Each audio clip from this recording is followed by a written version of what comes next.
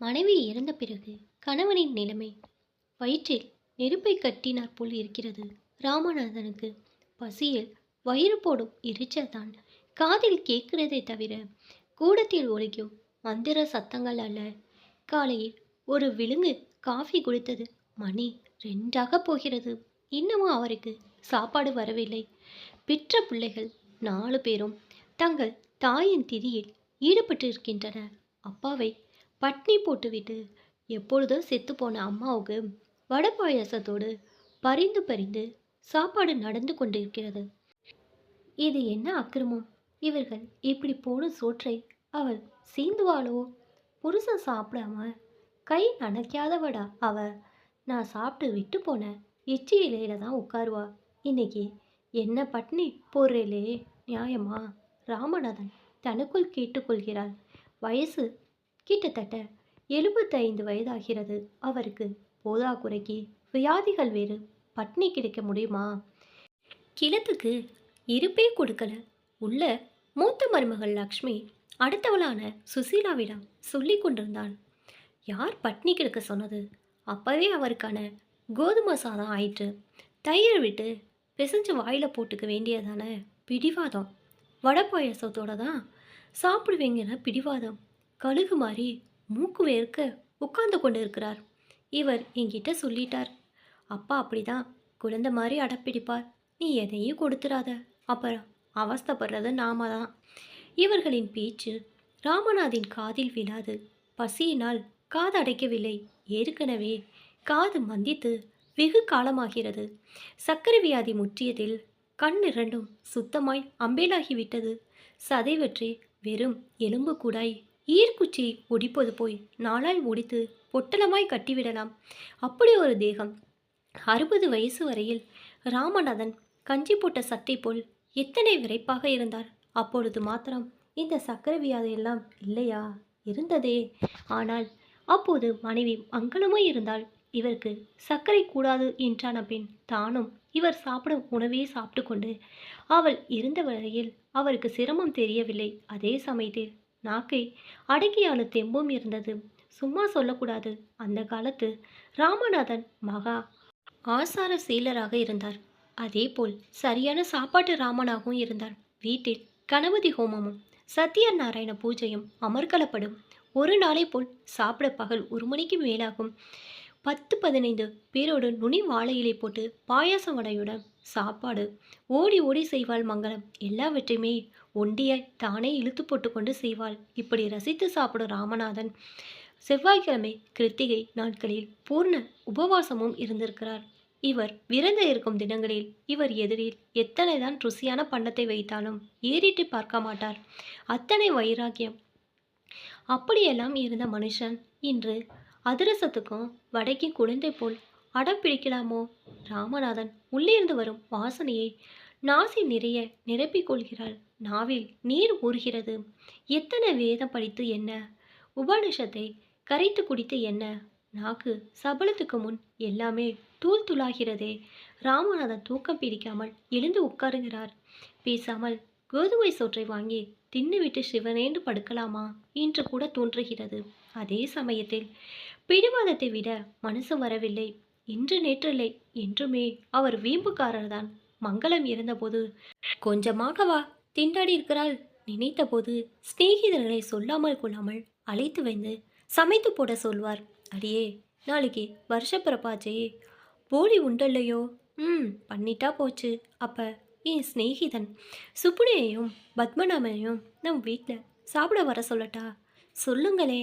மங்களம் மறுத்து பேச மாட்டாள். இத்தனைக்கும் ராமநாதனுக்கு ஒன்றும் பணம் கொட்டி கிடைக்கவில்லை. பள்ளிக்கூட வாத்தியார் வேலைதான். ஆனால் இவர் சாப்பிடும்போது சிநேகிதர்களுக்கு பரிந்து பரிந்து உபசரிக்கும் போதும் இவரை ஸ்கூல் வாத்தியார் என்றும் யாருமே சொல்ல மாட்டார்கள். பாவம் மங்களம். அரிசியும் வெல்லமும் நெய்யும் அவள் எப்படிதான் அழுக்காமல் வாங்கி போட்டு சமாளித்தாளோ.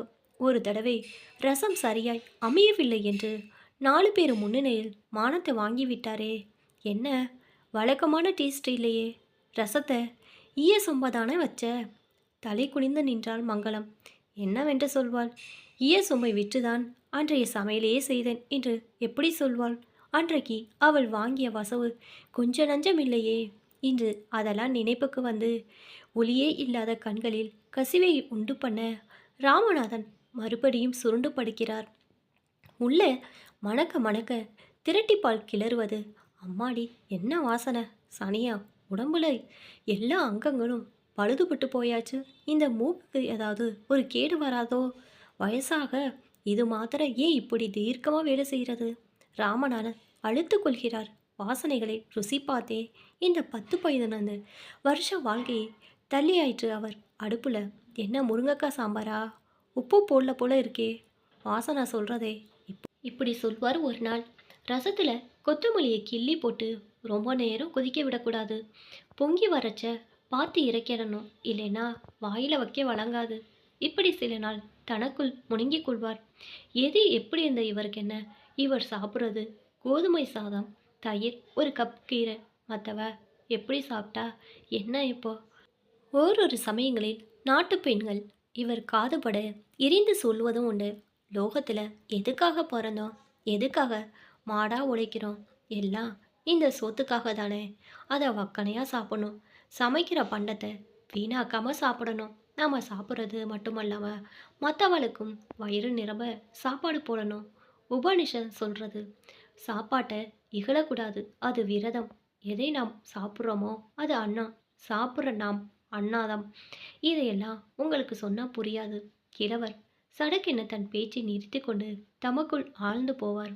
மருமகளின் கையால் விதவிதமாய் சமைத்து போட்டு சாப்பிடும் பாக்கியம் அவருக்கு இருந்ததே இல்லை. தன் மங்களத்தை விடவும் இவர்கள் உயர்த்திய சமைப்பார்கள் என்று அவர் நினைக்கவும் இல்லை. அதுதான் சமையலின் மனமே சொல்றதே. போதாதா அப்படிப்பட்ட சாப்பாட்டுக்கு இந்த நாக்கு இன்று இப்படி விவஸ்தை கெட்டு போய் அலைய வேண்டாம்? என்ன செய்ய? எல்லா உயிருக்கும் அன்னம்தான் ஆதாரம்.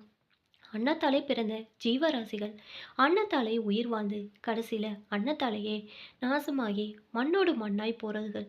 செத்து கிடக்கிற நாக்கு ஏதாவது கிடைச்சா போதும் போல இருக்கே. இன்று எப்படியும் வகைத்தொகையா சாப்பிட்டே தீர்வது என்று கங்கணம் கட்டி கொண்டது போல கொலை பட்னி கிடக்கிறார் கிழவர். நல்ல வேளை மங்களம் போய் சேர்ந்தால். அவள் இப்படி கௌரவமாய் போனது இதனால் தானே. இன்றைக்கு அவள் பெயரை சொல்லி வீட்டில் பாயாசமும் பச்சனமும் அமர்க்கலப்படுகிறது. இதுவே அவள் உயிரோடு இருந்து மருமகளிடம் எனக்கு மொறுமொறு என்று வடை பண்ணித்தா என்று கேட்டால் இவர்கள் செய்திருப்பார்களோ? செத்தவளுக்கு வருஷத்தில் ஒரு நாளாவது சோறு போடாவிட்டால் எங்கே ஆவியா வந்து குடும்பத்தை நடுங்க வைக்க போறாளோ என்கிற பயம். அந்த பயம்தான் இப்படி சமையலறையில் அதிர்சத்தையும் வடையும் வேர்க்க விறுவிறுக்க செய்து கொண்டிருக்கிறது.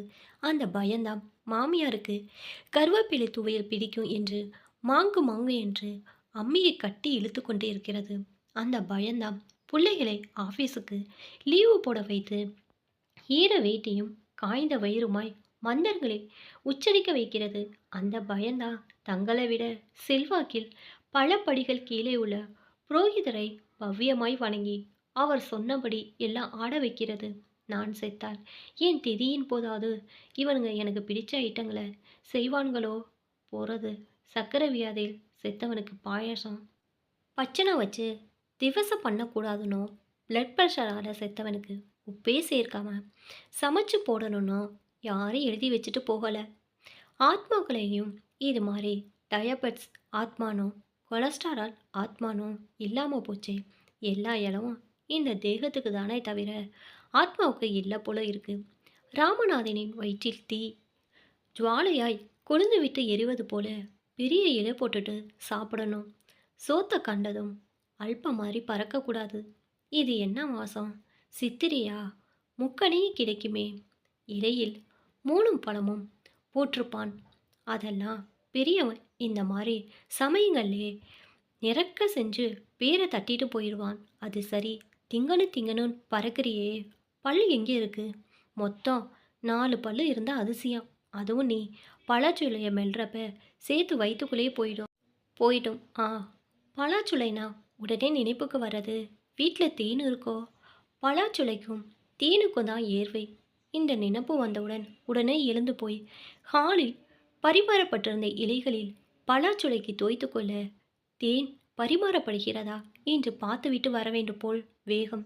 எங்கே இருந்திருப்பது? இங்கே தான் பாதத்தை தரையில் ஊன்றியிருக்கிறோமா இல்லையா என்பது கூட தெரியவில்லையே. அடே எவன்டா, அடே இங்கே இருந்தபடியே குரல் கொடுக்கிறார். என்ன, 4 பிள்ளைகளில் எவனோ ஒருவன் மகா எரிச்சலுடன் எட்டி பார்க்கிறான். பலாசுலைக்கு தொட்டுக்க தேன் விட்டிருக்கிறியா? எல்லாம் விட்டிருக்கு, நீ சித்த சும்மா இரு. அவன் கடுப்பு அவனுக்கு. விடிய காலையிலிருந்து பகல் 2 மணி வரையில் அவன் எத்தனை விஷயங்களை தியாகம் செய்திருக்கிறான். 4 கப் காஃபி, 2 பாக்கெட் சிகரெட், 10 மணி சாப்பாடு, இன்னும் எத்தனை எத்தனை. இந்த மனிதருக்கு தேனில் தான் கவலை. மகனின் காய்ப்பு வருத்தத்தை உண்டு பண்ணினாலும் வீட்டில் தேன் இருக்கிறது என்பதே பரம சந்தோஷமாய் ராமநாதன் மீண்டும் குருட்டு கண்களுக்குள் திருட்டு கனவுகளை காண துவங்குகிறார். இந்த பிள்ளைகள் அம்மா கையால் அத்தனை ருசியாக சாப்பிட்டு எப்படிதான் இப்படி ரசனை இல்லாமல் போனதுகளோ. எல்லாம் பெண்டாட்டிகள் செஞ்சு போடுற அரை வேக்காட்டை தின்னு தின்னுன்னு நாக்கு மழுங்கி போயிருக்கும். உஷ், சும்மா இரு. இன்னைக்கு அவனுங்க பெண்டாட்டிகள் சமைக்கிற சமையலுக்கு தான் நீ நாக்கை தொங்க விட்டுட்டு காத்துட்டு இருக்கிற. ஆமாம், அவள் எனக்கு போட மாட்டான்னு கண்டிப்பாக சொல்லிட்டா. என்ன பண்ணுறது? இன்னைக்கு ஒரு நாள் போட்டுக்கோங்க, தின்னுட்டு சத்தியமாக உங்கள் பிராணனை எடுக்க மாட்டேன், நானே செத்துடுறேன்னு கேரண்டி லெட்டர் எழுதி கொடுத்துடலாமா? எழுதி கொடுத்துட்டாப்ல ஆச்சா? அப்படி சாதாரண கிளம்ப முடியுமா? இத்தனை நாள் எதுக்காக மண் மாதிரி இந்த கோதுமை சோத்தை தின்னுட்டு இருக்கணும்? சே, கோதுமையானனும் அதுவும் அன்னம்தான், ஆகாரம்தான், தூஷிக்கப்படாது. அப்புறம் அடுத்த பிறவியில் இது கூட கிடைக்காம போயிடும். அன்னம்தான் பூலோகத்திலே உசத்தி.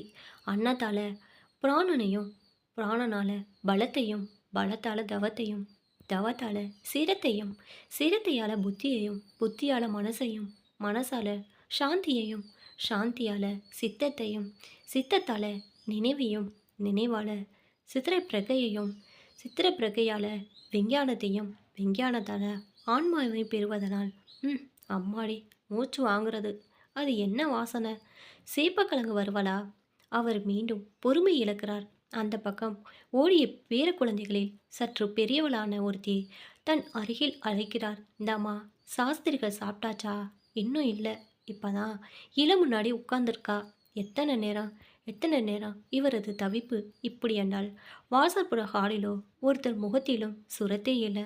சாப்பிட வருகிற பேர்வழிகளும் நன்றாய் பசி எடுத்து ஆர்வமாய் சாப்பிட வேண்டாமா? ஒருத்தராவது ரசித்து சாப்பிடவே இல்லை. இந்த லட்சணத்தில் ஒருவர் பாதி சாப்பாட்டில் கையை உதறிவிட்டு எழுந்தே விட்டார். ஐயோ, என்னாச்சு? மூத்த மருமகள் வாய் விட்டு அலற மற்றவர்கள் பிரம்மை பிடித்தால் போல் நிற்க, என்னை மன்னிக்கணும், அது என்னவோ திடீர்னு வயிற்று வலிக்கிறது, ஒரு பருக்கே உள்ளே போகாது, உசுறு போயிடும் போல, என்ன செய்வது? சகோதரர்கள் ஒருவர் முகத்தை மற்றவர் பார்க்க அத்தனை பேருமே தவித்து போய்விட்டார்கள். இத்தனை வருஷத்தில் இதுபோல் நடந்ததில்லையே. இது என்ன விபரீதத்திற்கு அறிகுறியோ?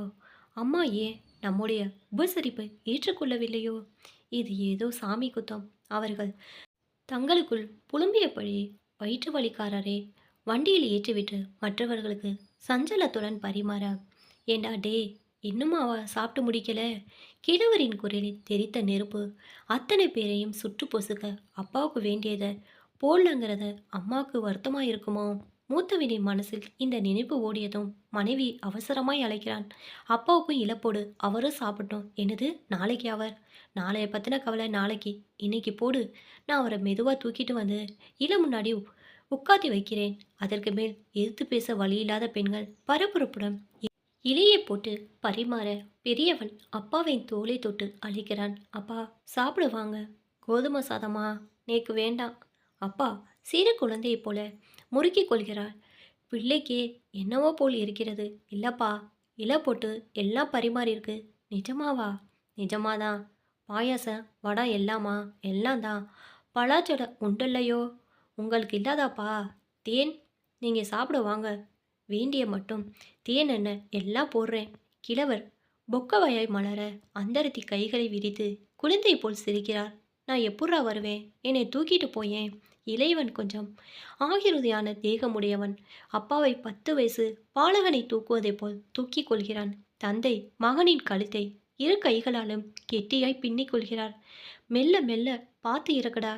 கூடத்தில் அப்பாவுக்காக மனை பூட்டபடி மூத்தவன் சகோதரன் சொல்ல, இலைமுன் உட்கார வைக்கப்பட்ட ராமநாதனின் தலை ஒரு பக்கமாய் தொய்து சாய்கிறது. முகத்தில் நன்றாய் சாப்பிட போகும் ஆனந்தமும் மூடிய இமைக்குள் இலையில் பரிமாறப்பட்ட உணவுகளைப் பற்றிய கனவுகளுமாய் அப்பா அப்பா பிள்ளைகளும் மருமகளும் அவர் நிரந்தரமாய் கண்மூடிவிட்டதை அறியாமல் அவரை பிடித்து உலுக்கிக் கொண்டிருக்கிறார்கள்.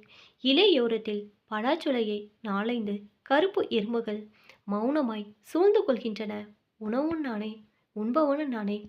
உணவுக்கு உண்பவனுக்கும் உள்ள உறவை உண்டாக்கியவனும் நானே.